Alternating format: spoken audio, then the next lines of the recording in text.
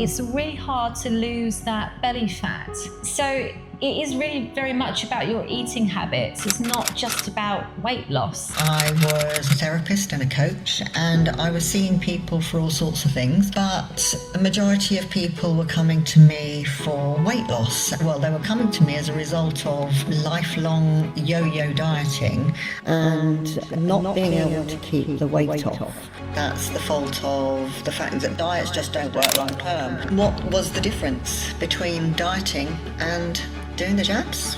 You know, that is it. What is the difference if you've got to be on it for life? So I think it all starts with the head, really. So much of people's relationship with food has got nothing to do with the food that's in front of them. It's got so much more to do with... Hello and welcome back to Athena Women Today and my mission to discover what it takes to be a confident woman in today's society. And I'm shining a light on diverse and successful women sharing their stories of confidence, resilience and growth. And boy, do I have a special episode for you today. I'm joined by Sandra Roycroft-Davis, who is the owner, the face, best-selling author of Slimpod, a psychology weight loss program. And I'm so delighted that she's joining me here today on my virtual couch. Sandra, hello and welcome to Athena Women Today. Shall we get started? Great. Firing away with the first question, I think. Sandra, take us back to where it all started. What inspired you to start Slimpod?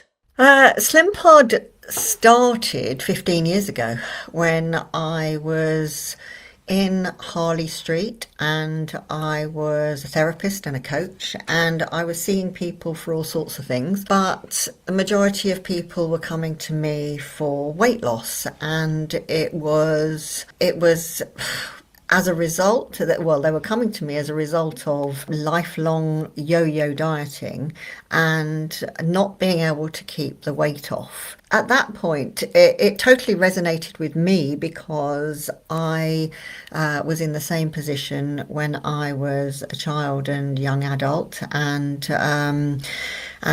I had emotional eating issues, and so much of people's relationship with food has got nothing to do with the food that's in front of them. It's got so much more to do with things that have gone on in their lives and various other things like anxiety, stress, you name it, different reasons that people turn to food. I need to really spread the message far further than the room in Harley Street and put the system online, and it's a total opposite to dieting. It's something that works with your brain and not against it, because diets, you know, your brain works against diets, and 95% of people just do not keep the weight off when they've been on a diet.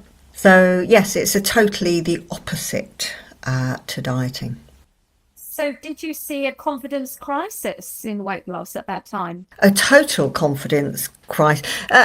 Confidence crisis in weight loss is an interesting one. I saw people who would come into me and their confidence was eroded because of the yo-yo dieting experience over years, and the fact that they felt failures or they felt a failure, and that's not their fault. That's the fault of the fact that diets just don't work long term. And I suppose it's a little bit like the whole jab situation right now, if we're bringing it up to today. The whole jab situation is fascinating. I've got nothing against people being on jabs if that's what's going to work for them, but they have to be aware that once they stop, the weight comes back on for most people, and that is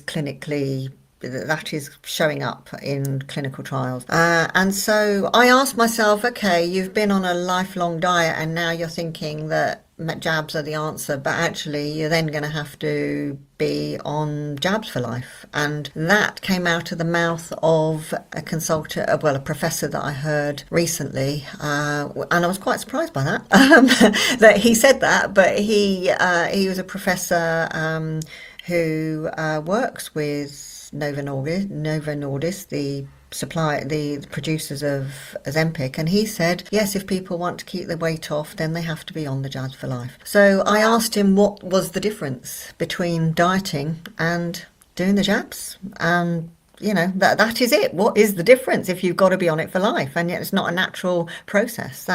It's just a bit weird to me. So I think it all starts with the head, really. If your head is in the right place, and that's why I wrote the book. Wow. And please tell us about your best-selling book, Sandra. Oh, my book, it just unbelievable. It was something that I always avoided doing because of my own insecurities, really. And my self-esteem issues were huge in childhood. I was called Miss Piggy in the playground because I was an overweight little girl, and that stayed with me, and bullied and various things. But the self-esteem issues have been a lifelong mission of mine to actually turn it round, and the book very much was one of the big.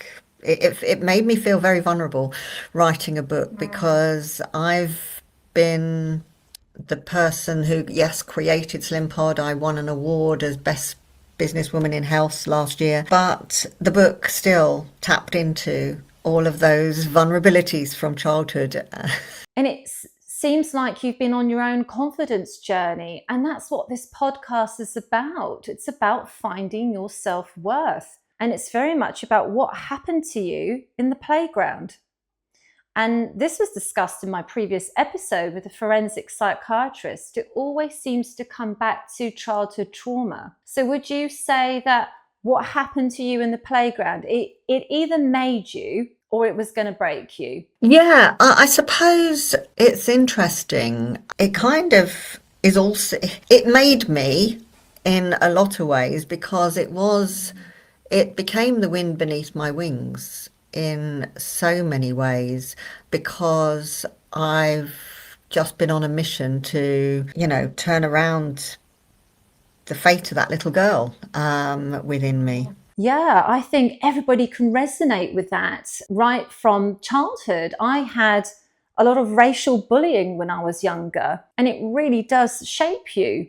Yeah, it shapes you in so many ways, because you either, you can either go one way with it or the other way, and I suppose I've been on a mission to, I suppose, so my journey with my obsession with the brain it started in my 20s because of this, really. And I left school with very little because of my self-esteem, and I left school with low confidence, low self-worth, completely, no self-love. And not huge qualifications either, and so I've always been on a mission. Okay, what makes people successful? How can I overcome all this? And then I did have. Everything I've done, I've been moderately successful at, and then, but it was always about facing the fears and doing it anyway. And that's what happened with this book. A lovely publisher came to me, 2 years actually before. Well, can we give her a shout out? Yes, great, Carolyn. Carolyn Thorne from Yellow Kite, and she came to me, and she was really perseverant. She just, honestly, she didn't give up, and she said, "The world needs your book, Sandra." And I was thinking, if I write a book, then I'm going to be, I'm kind of laying myself bare, really. And that was the scariest thing of all. And my community, I've got a huge Slimpod community now. We've had 350,000 people going through the program. Yeah, and we've got a private group of 65,000, and and it's a big community. And so they went on this journey with me, and they, I can't tell you how many times I have cried on on my live chats, because it was them who kind of helped me to produce this book. I surveyed 4,000 of my my Slimpodders who are now former dieters, and asked them what they would say was the top negative effects of dieting. And that's the first part of my book. That's what started. That's how it was created, and that's the shape it took. And so so it's my diet dossier. And it's fascinating because the top reason that people can't stay on diets, or the top, I suppose, negative psychological effect, is self-sabotage. And 95% of people just self-sabotaged or fell off the wagon. And then self-esteem is very much in there too. It's I think the third or fourth one down. But I talk about all of that in my book, because it's hugely related to the relationship with food. And to my audience, can I please point out that the link to Sandra's book is in the YouTube description. Please go download it. It's a brilliant read. And Sandra, can we just rewind back the clock? There are many entrepreneurs, business owners, and women inspiring to get to their next entrepreneurial destination, just like you did. But really, it wasn't until you published that book not long ago that you challenged your own inner demons and actually started to heal that self-worth. So what would you say to our audience out there about growth? It just never ends, doesn't it? Growth absolutely never ends. It never does. And I'll never forget the moment that I heard the book became a Sunday Times bestseller.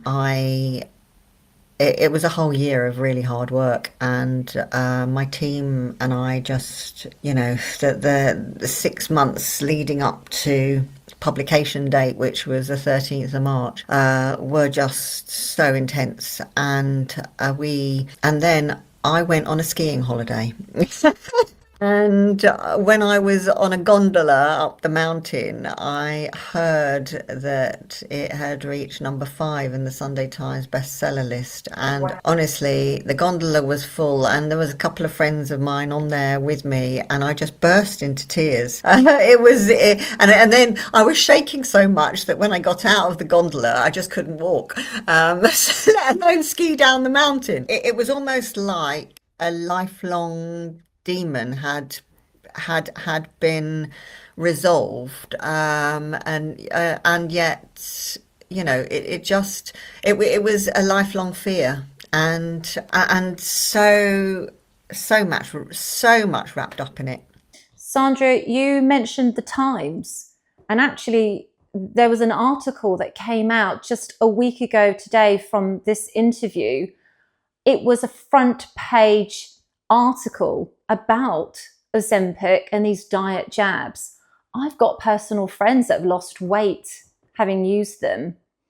But what you're saying is your psychology-based method is the better way forward, or can you use it alongside the jabs? The women who are quite desperate to lose weight. It's not even either or. There's a lot. So my system is based on unconscious persuasion, psychology, behavioral science, and the science of habit. And it's neuroscience, all neuroscience based, and it nudges you to want to eat healthier food and ignore the unhealthy food. And it's when you're doing that consistently that things change within your body, and and the body releases fat. And so that is the process, and that that works incredibly well for long-term weight loss because you are, or long-term weight management, because you're literally changing the way you're thinking and feeling about food and all the emotions, and there's very little effort involved, which is the main thing. So that is the basis of it. But we have thousands of people doing it on its own and being very successful, and we do have people who are doing both because the fat is a bit more stubborn, and lots of things can stop your body releasing fat. Lots of things that are just nothing to do with food. Well, I suppose they are if you're looking at the long game. So hormonal health is so much to do with food and exercise, and that's something that or good food, good nutritious food, that's the important part. And when people are following calories or various other things, it's not necessarily nutritious. It's not created. Like the Mediterranean way of eating is perfect for so many different types of health issues, and especially hormone health. I think it's also about accepting your body type. And there are many women out there with beautiful, large, curvaceous bodies, and they might love their body and they've accepted it. So weight loss isn't important to them. So is it not about understanding your body type first and the difference between your body type and weight loss? Yeah, it is understanding your body type, but it's also understanding that if you've got an emotional relationship with food, then actually that needs to be addressed as well. Because if you, and so many people do, if you eat out of stress, boredom, reward, comfort, or any of those things, then food is not going to be the solution there. You have to address what's going on in your mind. And this is what my program does as well. It resets a lot of your emotional eating and takes a lot of that away. It's like a full kind of mind-body reset. Going back to the factory setting. I love that you said that, Sandra. I've got terrible eating habits. In the evening, I'll have my dinner and then my seconds, and then I'm snacking, watching Netflix all the way through the evening. And then, of course, there's the terrible bloat. And especially when you are getting into your perimenopausal time of life or you're in your menopause, it's really hard to lose that belly fat. So it is really very much about your eating habits. It's not just about weight loss.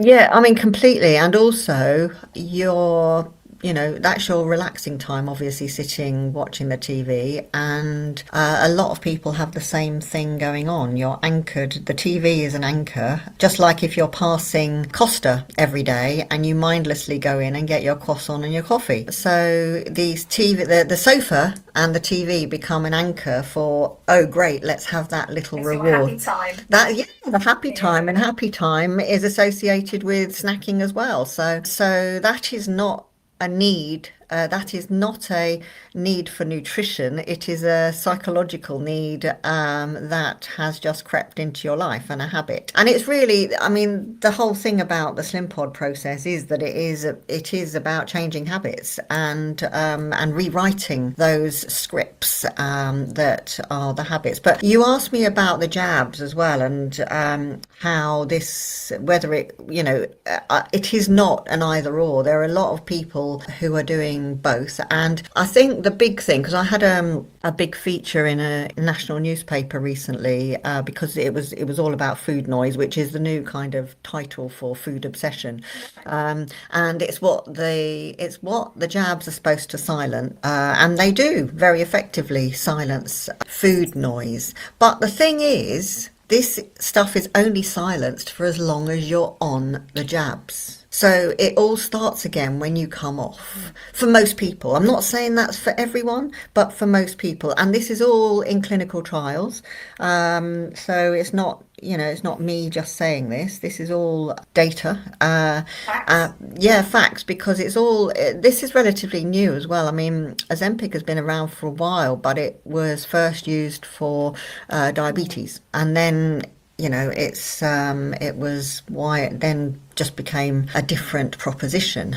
And so it is, and it was only ever prescribed. You couldn't get it anywhere else. So, but now that's a whole different story, obviously. And and there are a lot of side effects to them as well. Not everybody has side effects, but there are horrific side effects. And I spoke to a lady recently who was doing the jabs and Slimpod together because she just wanted to accelerate her weight loss a bit.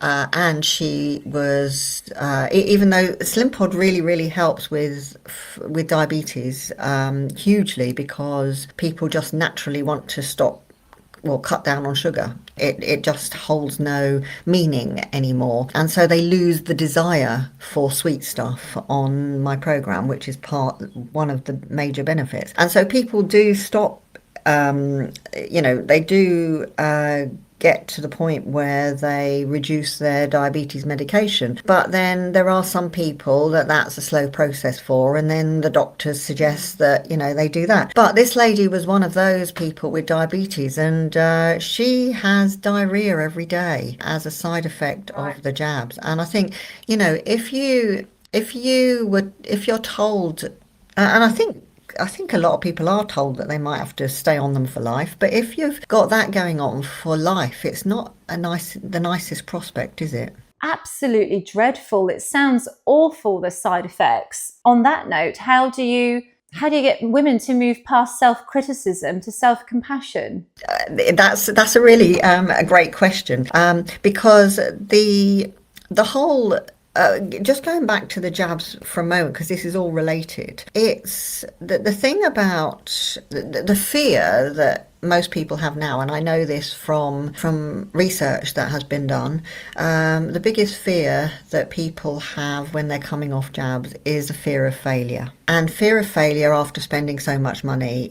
On diets it's not so bad. You're spending $9.99 a month or something on a diet, whereas this is very different. And so there's a huge fear of failure, which means that they don't want to come off them or whatever. But that all kind of feeds into this self-compassion thing as well, because stop being so hard on yourself, and it does create just huge self-esteem issues. I think women supporting women is something I always talk about in this podcast. Women just being together, supporting one another, and working through life's problems. And that's what I love about the Slimpod community, is everybody's in it together and rising through the program. But Sandra, can you explain what it actually is? What does your client actually get? Yeah, it's not one-to-one coaching. People don't need that, actually. The basis of the program is that it is in 3 phases. And of course, it's working with your brain. So there's a 10-day free trial, which is just really to experience 2 of the recordings, which are 9 minutes.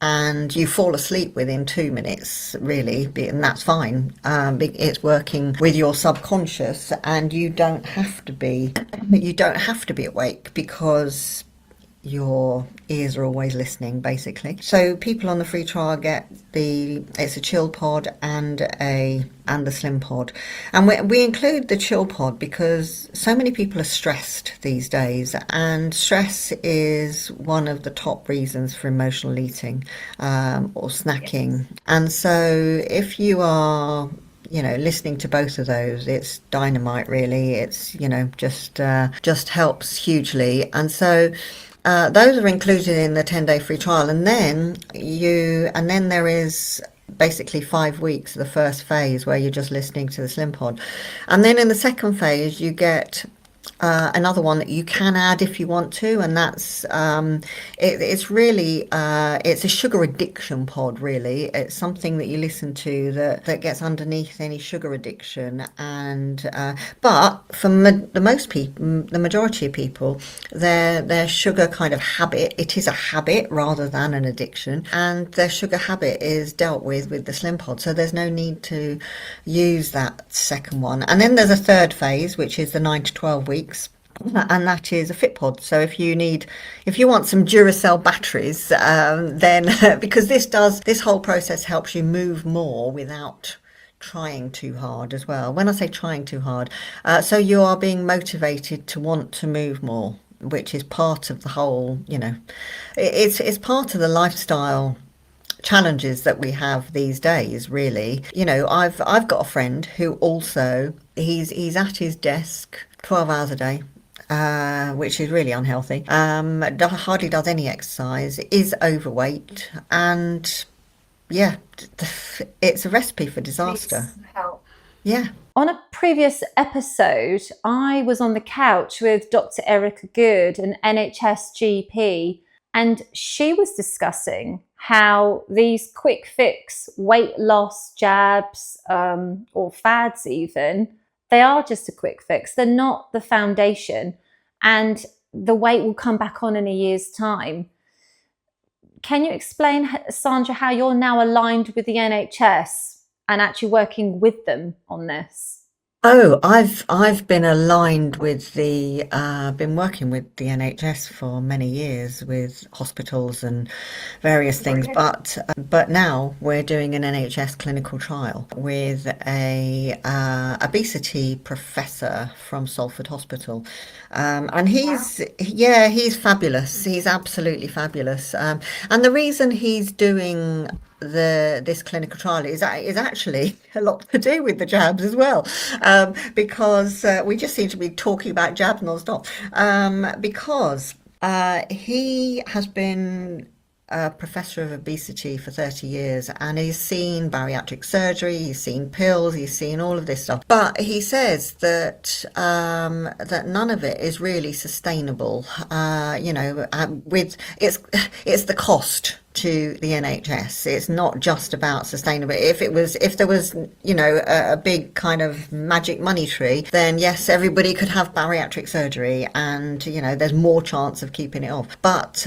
all these operations are very expensive, and so he's looking at my system because of the lasting weight loss element of it, that it is sustainable and can go to the masses, and that's actually the whole thing as well about the jab stuff, and why Slimpodders do, or why people are doing both systems, because they, to get over the kind of fear of failure, it's an ideal combination, because if you've got there's about 5 clinical trials that have said you actually have to have the lifestyle changes to keep the weight off if you are on jabs, and of course Slimpod does that, does the lifestyle changes without you having to do too much about it at all, and or put too much effort in at all. So that's kind of the advantage for the people who on both. They feel far calmer about coming off, and I suppose far more confident, which is the whole thing, because the Slimpod process helps with confidence and helping people to feel good, because that's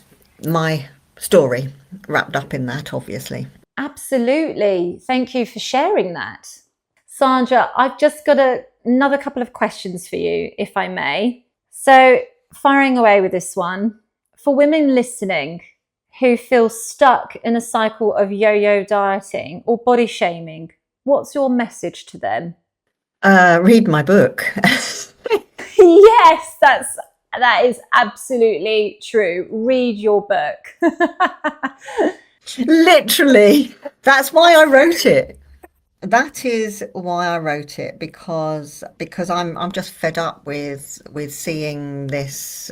I've spent 15 years now with in helping people like you've just talked about, and I think not every single one, but I would say 80% of the people who join the Slimpod program, and we have a lot of people joining every week, I would say 80% of them have just got to the end and just feel like there's nothing else for them, that they've just, they've dieted half their lives and they bigger than ever and just are in despair. And I can't tell you how sorry I feel for those people, but also I just wanted to. The book is so much about hope. It is about helping people to understand that there is hope, and you can be a confident. You can be a confident woman again, and it's just really that cycle that has zapped it all from you. Trying to find your self-worth. I mean, it's in all areas of life. You're here on my virtual couch sharing your powerful story. You're an inspiration to so many women, to so many young entrepreneurs and women really looking to get to the next level in life. But you had to fight your inner demons the whole time and go on your personal journey. It absolutely can be done if I've done it, and I've not got there yet. We're all growing. We're all, every day of the week is a voyage of self-discovery, and it should be treated like that. We don't, we just, it just really is, just the whole growth mindset thing. The Carol Dweck book is very much part of part of my book, but also part of the way I live my life. Your story. So, Sandra, what does confidence mean to you? And actually, this leads us on to open up that question further, especially as a woman in business and a change maker. That's a fascinating question. Confidence means it's a journey for me, and confidence is really fragile. Actually, you can be oozing confidence, and then something just knocks you, and so I think confidence for me is to know that so every day. Every person that goes through my program is encouraged to write their wins every day, and because confidence is something that you build daily. It is honestly, it's about reflection. It's a constant journey of building and growing, and I don't think you can ever truly say, right, I've cracked it, but you can be feeling better about yourself than you did yesterday, which I think is that is the aim, really. And missions of self-discovery. That's what this podcast is all about. So here's my last question for you. What's next for Slimpod? And how can listeners connect with you and sign up? World domination. Certainly to get them. I feel as though I'm just at the beginning, to be honest. I just a lot has happened in the last year. Everything's been going so well, and we have had, I won this lovely award last year, and thank you. And then the book happened this year, which was quite a shock, and so now it's really about expanding into different territories. I mean, it is worldwide anyway, but only through advertising. But now we're going to look into expanding into the Middle East, etc., where they've got a huge diabetes issue over there. And so I want to see how I can help to reverse that, because that was my original mission 15 years ago, was to work with the NHS and to help people reverse diabetes and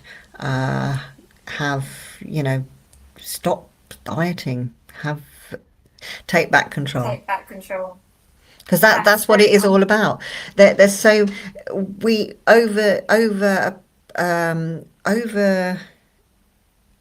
time span of years, you gradually just give over control to diets, to everything that's in your environment, and marketers who are trying to push ultra processed food at you the diet companies, the whole lot, and you've given over control, and it becomes a thing in your head. Oh, it's not working. Well, what's not working? You know, if you've taken back control, then you are in control for making